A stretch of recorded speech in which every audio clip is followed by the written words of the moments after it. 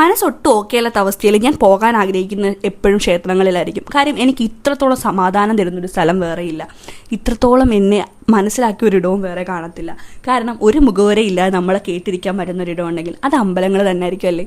അപ്പോൾ ഇന്ന് ആദ്യം തന്നെ പോയത് അച്ഛൻ്റെ കുടുംബക്ഷേത്രത്തിലേക്കാണ്. അച്ഛൻ്റെ കുടുംബക്ഷേത്രം കോട്ടാത്തല പണയിൽ അമ്പലമാണ്. അവിടെ ഞാൻ പോയിട്ട് ഇപ്പോൾ കുറേ മാസങ്ങളായി.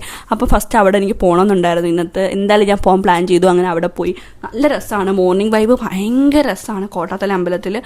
കോട്ടാത്തല തൊഴുതിന് ശേഷം ഞാൻ ഉറപ്പായിട്ടും തീരുമാനിച്ചിട്ടുണ്ടായിരുന്നു എന്തായാലും കൊട്ടാരക്കര ഗണപതി ക്ഷേത്രത്തിൽ കയറി ഗണപതിയെ കണ്ട് തൊഴുതിട്ടേ ഞാൻ പോത്തോളന്നു. തൊഴുന്നതിനപ്പുറം അവിടുത്തെ ഉണ്ണിയപ്പൻ്റെ ഒരു ഡൈ ഹാർട്ട് ഫാനാണ് ഞാൻ. അത് ഞാൻ വാങ്ങുമെന്നൊക്കെ തീരുമാനിച്ചിട്ടാണ് പോയത്. പക്ഷേ എനിക്ക് ഉണ്ണിയപ്പം കിട്ടിയില്ല. അത് ഞാൻ പറയാം, അത് വഴിയെ പറയാവേ. അപ്പം നിലവിൽ ഈ നമ്മുടെ ഗണപതി ക്ഷേത്രത്തെക്കുറിച്ച് പറയാനാണെങ്കിൽ അവിടുത്തെ പ്രധാന പ്രതിഷ്ഠ മഹാദേവനായിട്ടും ഗണപതിയിലൂടെയാണ് ആ അമ്പലം അറിയപ്പെടുന്നത്.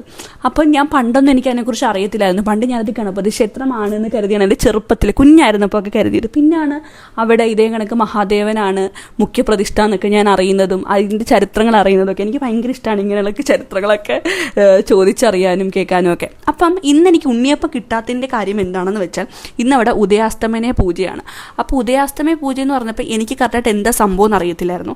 അപ്പോൾ ഞാൻ അറിഞ്ഞതെന്ന് വെച്ചാൽ പണ്ട് കാലത്ത് തമ്പുരാൻ ഒരു നേർച്ച കൊടുത്തു. ഗണപതിയുടെ വിഗ്രഹത്തെ മുഴുവനായിട്ട് ഒരു ദിവസം കൊണ്ട് ഉണ്ണിയപ്പത്തിൽ മൂടാനുള്ള നേർച്ച. അപ്പം ആ ഒരു ഉണ്ണിയപ്പ നേർച്ചയിൽ അവസാനമായിട്ടും ഗണപതി വിഗ്രഹം മുഴുവനായിട്ട് മൂടാൻ സാധിച്ചില്ല. അതിനുശേഷമാണ് ഉദയാസ്തമയ പൂജ എന്നുള്ളൊരു പൂജ അവിടെ വരുന്നതെന്നാണ് പറയുന്നത്. ഈ ദിവസം അവിടെ ചെന്നാൽ നമുക്ക് ഉണ്ണിയപ്പം കിട്ടില്ല ഗൈസ്.